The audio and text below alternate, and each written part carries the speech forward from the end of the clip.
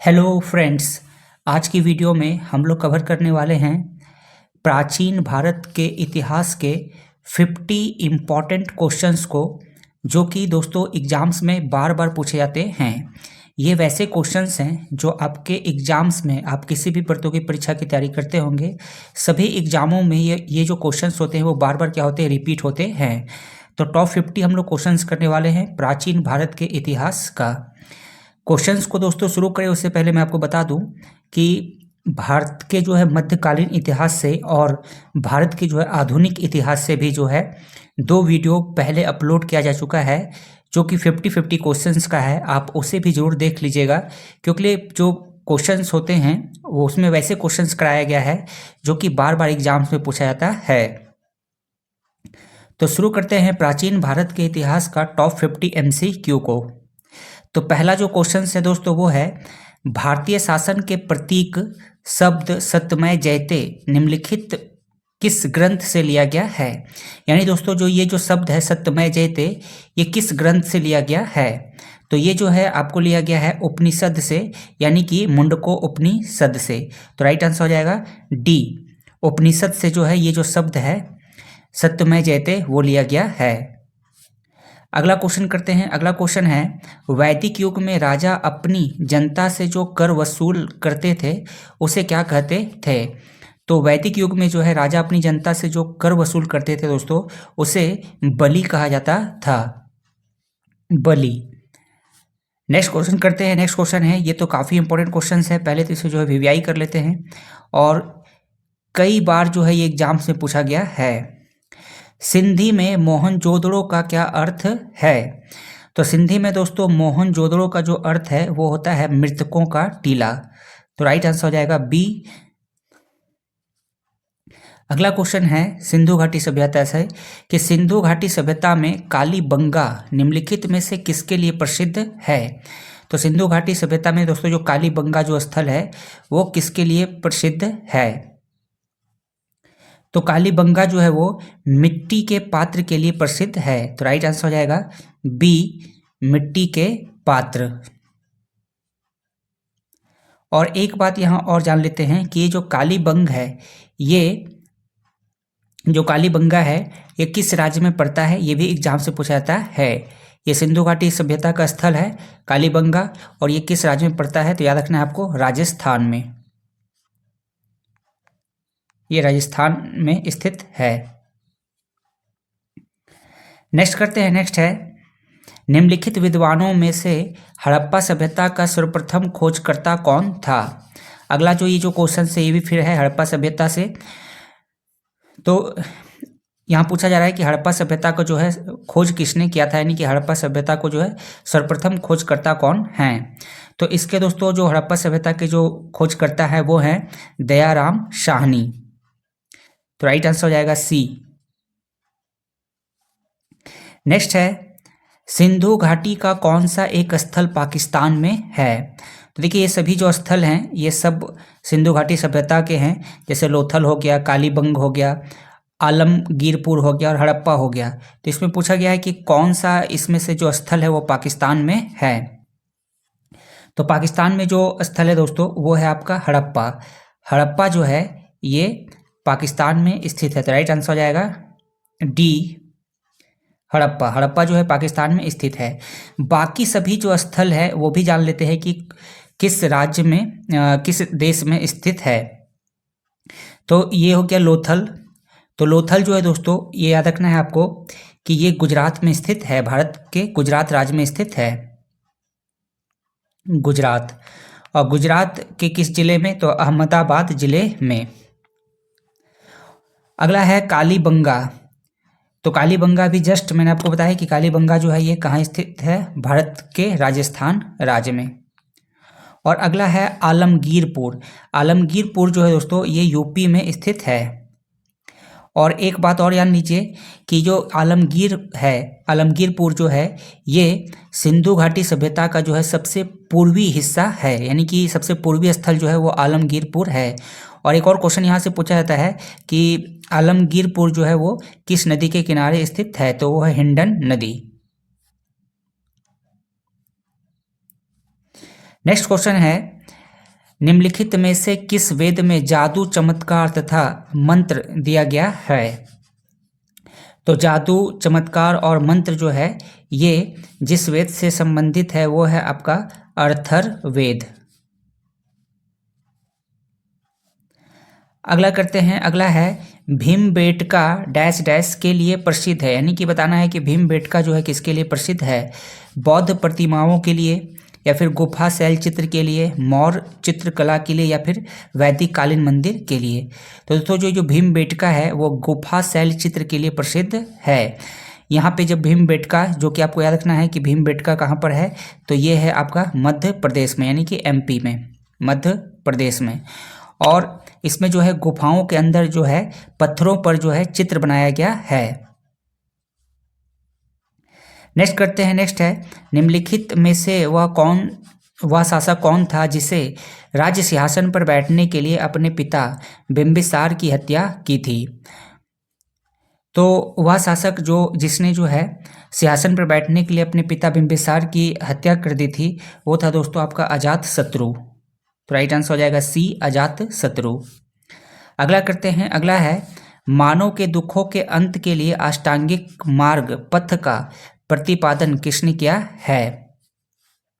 तो ये जो अष्टांगिक मार्ग है इसका जो प्रतिपादन है दोस्तों वो किया गया है आपका गौतम बुद्ध के द्वारा, जिसमें ये बताया गया है कि हम कैसे जो है जीवन मरण के चक्र से मुक्ति पा सकते हैं। 8 मार्ग उन्होंने बताया है, वो 8 मार्ग को जो है अपना करके जो है हम लोग जीवन मरण से छुटकारा पा सकते हैं। इसे ही अष्टांगिक मार्ग कहा जाता है। अगला देखते हैं, अगला है कलिंग युद्ध। कलिंग युद्ध जिसके बाद जो है अशोक का जो है हृदय परिवर्तन हो गया था। तो ये भी क्वेश्चन कई बार पूछा जाता है कि कलिंग युद्ध जो है किस वर्ष में हुआ था? तो ये जो है 261 ईसा पूर्व में हुआ था दोस्तों। तो राइट आंसर हो जाएगा ए, 261 ईसा पूर्व। अगला करते हैं, अगला है कौन सा युद्ध 326 ईसा पूर्व में सिकंदर महान द्वारा राजा पोरस के विरुद्ध लड़ा गया था? तो इसका राइट आंसर हो जाएगा डी, हैडिस्पस का युद्ध। अगला करते हैं, अगला है मौर्य वंश के बाद निम्नलिखित में से किसने मगध पर शासन किया? मौर्य वंश के बाद जो है मगध पर किसने शासन किया? तो वो किया गया था दोस्तों शुंग वंश के द्वारा। शुंग वंश, मौर्य वंश के बाद जो है कौन सा वंश आता है? शुंग वंश, जिसके संस्थापक कौन थे? पुष्यमित्र शुंग। पुष्यमित्र शुंग।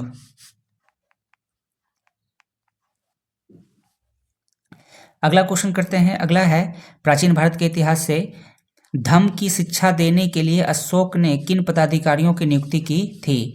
तो धम्म की शिक्षा देने के लिए अशोक ने जो है वो धम्म महामात्र पदाधिकारियों की नियुक्ति की थी। नेक्स्ट है 16 महाजनपदों में से किसकी राजधानी तक्षशिला थी? तो 16 महाजनपदों में दोस्तों जिसकी राजधानी तक्षशिला थी वो था आपका गांधार। गांधार की जो राजधानी थी वो कहाँ थी? तक्षशिला। तक्षशिला।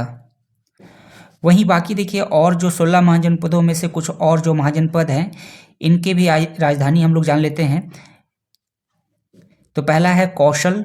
कौशल की जो राजधानी थी वो थी श्रावस्ती। वहीं कुरु की राजधानी जो थी वो थी इंद्रप्रस्थ। और वज्जी की जो राजधानी थी वो वैशाली थी। तो 16 जो महाजनपद है उनमें से किसी का भी जो है आपका राजधानी एग्जाम से पूछा जा सकता है। तो याद रखना है कि कौशल की राजधानी श्रावस्ती थी, कुरु की राजधानी इंद्रप्रस्थ था, वज्जी की राजधानी कहाँ था? वैशाली, और गांधार की राजधानी थी तक्षशिला। नेक्स्ट है चीनी यात्री फाहियान किस गुप्त शासक के शासनकाल के दौरान भारत आया था? तो फाहियान जो है दोस्तों ये भारत जो है वो चीनी यात्री फाहियान जो है किस गुप्त शासक के शासनकाल के दौरान जो है भारत आया था? तो ये था चंद्रगुप्त द्वितीय। चंद्रगुप्त द्वितीय के समय जो है चीनी यात्री फाहियान जो है वो भारत आया था। फ्रेंड्स, आगे का क्वेश्चंस करें उससे पहले मैं आपको बता दूं कि आप हमारे जो है टेलीग्राम चैनल को जरूर ज्वाइन कर लीजिएगा। वहां पर आपको जो है डेली करंट अफेयर्स प्रोवाइड कराया जाएगा, साथ ही जनरल नॉलेज और लेटेस्ट एग्जाम से रिलेटेड जो भी नोटिफिकेशन होगा वो आपको वहाँ पे मिल जाएगा।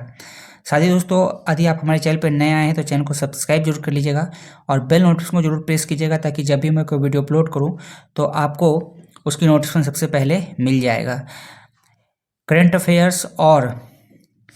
अफेयर्स और आपका जो है जीके से रिलेटेड जो भी एग्जाम्स के जो वीडियो हैं आपको यहाँ पे मिल जाएगा, तो चैनल को सब्सक्राइब जरूर कर लीजिएगा। साथ ही दोस्तों, 2 वीडियो मैंने आपको शुरू में ही बताया था कि अभी हम लोग कर रहे हैं प्राचीन भारत के इतिहास का टॉप 50 क्वेश्चंस को, जो कि एग्जाम्स में बार बार पूछे जाते हैं। इसी प्रकार से जो है मध्यकालीन इतिहास के और आधुनिक भारत के इतिहास के जो है टॉप 50 क्वेश्चंस कराया गया है, जो कि एग्जाम्स में बार बार पूछे जाते हैं। अगला करते हैं। अगला है नालंदा विश्वविद्यालय की स्थापना किसके द्वारा की गई थी? तो नालंदा विश्वविद्यालय की स्थापना जो है वो कुमार गुप्त के द्वारा किया गया था। अगला करते हैं। अगला है बाणभट्ट निम्नलिखित में से किस सम्राट के राज दरबारी कवि थे? तो बाणभट्ट जो था वो हर्षवर्धन के राज दरबार में रहता था। अगला करते हैं। अगला है निम्नलिखित में से कौन सा शिलालेख प्रयाग प्रशस्ति के नाम से भी जाना जाता है? तो इलाहाबाद का जो स्तंभ शिलालेख है इसे जो है प्रयाग प्रशस्ति के नाम से भी जाना जाता है। अगला करते हैं। अगला है पृथ्वीराज रासो को निम्नलिखित में से किसने लिखा था? तो पृथ्वीराज रासो को जिसने जो लिखा था दोस्तों वो था चंद्रवर दाई। अगला करते हैं। अगला है दिलवाड़ा का जैन मंदिर कहाँ स्थित है? तो दिलवाड़ा का जो जैन मंदिर है वो आपका राजस्थान में स्थित है। नेक्स्ट है चीनी यात्री ने सर्वप्रथम भारत की यात्रा क्यों की? तो चीनी यात्री जो है वो भारत की यात्रा जो है इसलिए की थी क्योंकि उन्हें जो है बौद्ध धर्म में रुचि थी। तो राइट आंसर हो जाएगा सी। अगला करते हैं। अगला है कि मृच्छकटिकम का क्या अर्थ होता है? तो मृच्छकटिकम का जो अर्थ होता है दोस्तों वो होता है मिट्टी की छोटी गाड़ी, मृच्छकटिकम। अगला है मानव को आग की जानकारी कब हुई, यानी कि किस काल में हुआ था? तो ये जो है आपका वो निम्न पूरा पाषाण काल में हुआ था, या फिर ऑप्शन में सिर्फ पूरा पाषाण काल रहेगा तो आप पूरा पाषाण को जो है टिक कर दीजिएगा। पूरा पाषाण में जो है आग की खोज हुई थी। इसी प्रकार से जो है क्वेश्चंस और भी पूछे जाते हैं, जैसे पहिए का खोज कब हुआ था, और खेती करना जो है आदि मानव जो है कब सीखा था। तो इसका जो आंसर है आप कमेंट बॉक्स में कमेंट करके जरूर बताइए कि पहिए का जो है खोज कब किया गया था और खेती की शुरुआत कब हुई थी। अगला करते हैं। अगला है मानव द्वारा प्रयोग की गई पहली धातु कौन सी थी? तो मानव के द्वारा जो प्रयोग किया गया पहला जो धातु था दोस्तों वो था तांबा। नेक्स्ट है सिंधु सभ्यता के अधिकांश निवासी किस प्रजाति के हैं? ये देखिए, ये जो क्वेश्चन है वो कई बार जो है बीपीएससी में भी पूछा गया है, बिहार पब्लिक सर्विस कमीशन में, और जेपीएससी में भी। तो कई सारे स्टेट जो पीसीएस एग्जाम्स होते हैं उसमें ये क्वेश्चन आया हुआ है कि सिंधु सभ्यता के अधिकांश निवासी किस प्रजाति के थे। तो जो सिंधु सभ्यता के जो अधिकांश जो निवासी थे वो भूमध्य सागरीय, यानी कि डी, भूमध्य सागरीय के निवासी थे, मतलब भूमध्य सागरीय प्रजाति के थे। अगला है ऋग वैदिक समाज में गोप शब्द का प्रयोग किसके लिए होता था? ऋग वैदिक समाज था उसमें जो है गोप शब्द जो है किस लिए इस्तेमाल होता था? तो गोप शब्द जो है दोस्तों वो राजा के लिए इस्तेमाल होता था, गोप शब्द ऋग वैदिक काल में। अगला है प्रसिद्ध गायत्री मंत्र किस धर्म ग्रंथ में है? तो गायत्री मंत्र जो है वो ऋग्वेद में है। नेक्स्ट है वेद शब्द का क्या अर्थ होता है? तो वेद शब्द का जो अर्थ है दोस्तों वो ज्ञान होता है। अगला करते हैं। अगला है पेरिप्लस ऑफ द एरिथ्रियन सी पुस्तक के लेखक कौन है? तो ये जो बुक है इसका लेखक का पता नहीं है, यानी कि इसका राइट आंसर हो जाएगा डी, अज्ञात। अगला है सिक्कों के अध्ययन को क्या कहते हैं? तो सिक्कों के अध्ययन को दोस्तों वो न्यूमिस्टिक्स कहते हैं, यानी राइट आंसर हो जाएगा आपका डी। आगे बढ़ते हैं और अगला क्वेश्चन करते हैं प्राचीन भारत के इतिहास का। अगला है जैन धर्म के 24वें तीर्थकर कौन थे? ये भी कई बार पूछा गया है। तो जैन धर्म के जो 24वें तीर्थकर थे वो थे आपके पार्श्वनाथ, सॉरी पार्श्वनाथ नहीं, जैन धर्म के जो 24वें तीर्थकर थे वो थे महावीर।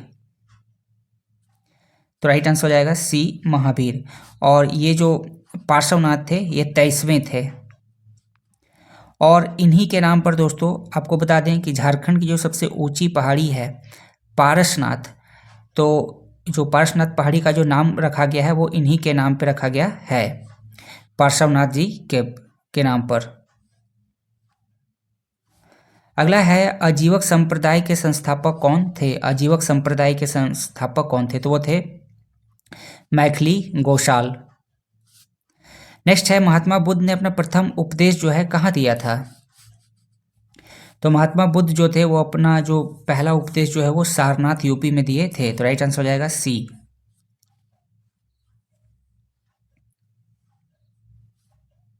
अगला है बिंदुसार जो है वो किसका पुत्र था? बिंदुसार, तो बिंदुसार जो है दोस्तों वो आपका चंद्रगुप्त मौर्य का पुत्र था, चंद्रगुप्त मौर्य। तो राइट आंसर हो जाएगा बी। नेक्स्ट है अगला है कि चाणक्य का अन्य नाम क्या था? तो चाणक्य को जो है वो विष्णुगुप्त भी कहा जाता है। नेक्स्ट है मेगास्थनीज ने भारतीय समाज को कितने वर्गों में विभक्त किया गया है? मेगास्थनीज ने जो है भारतीय समाज को कितने वर्गों में विभक्त किया है? तो मेगास्थनीज जो है दोस्तों वो भारतीय समाज को ये 7 वर्गों में विभक्त किया है। अगला करते हैं, अगला है वह मौर्य राजा कौन था जिसे अमित्र घात के नाम से जाना जाता था? अमित्र घात, तो अमित्र घात के नाम से जो है वो बिंदुसार को जाना जाता था। अगला करते हैं, अगला है त्रिपक्षीय संघर्ष में किसने भाग नहीं लिया था? सबसे पहले समझ लेते हैं कि ये त्रिपक्षीय संघर्ष क्या है। तो देखिए जो 3 राजवंश थे आपका, एक हो गया प्रतिहार, दूसरा हो गया राष्ट्रकूट और तीसरा हो गया पाल। ये तीनों आपस में जो है लड़ाई लड़ते थे, तो इन्हें ही जो है त्रिपक्षीय संघर्ष कहा जाता है। जब इनके बीच में, ये तीनों के बीच में लड़ाई चल रहा था तो इसे जो है त्रिपक्षीय संघर्ष कहा जाता है। तो इससे पूछा जा रहा है कि त्रिपक्षीय संघर्ष में किसने भाग नहीं लिया था? तो राइट आंसर क्या हो जाएगा? चालुक्यों ने। अगला जो क्वेश्चन है वो है आपका कि कौन सा गुप्त शासक गायक और कवि था? तो ये था समुद्रगुप्त। नेक्स्ट हो जाएगा, नेक्स्ट है वातापी किसकी राजधानी थी? तो वातापी जो है ये किसकी राजधानी थी? तो इसका जो है आपको जो है आंसर देना है। तो चलिए इसका मैं करा देता हूँ। अगला जो क्वेश्चन है उसका आंसर जो है आपको कमेंट में कमेंट करके करना है।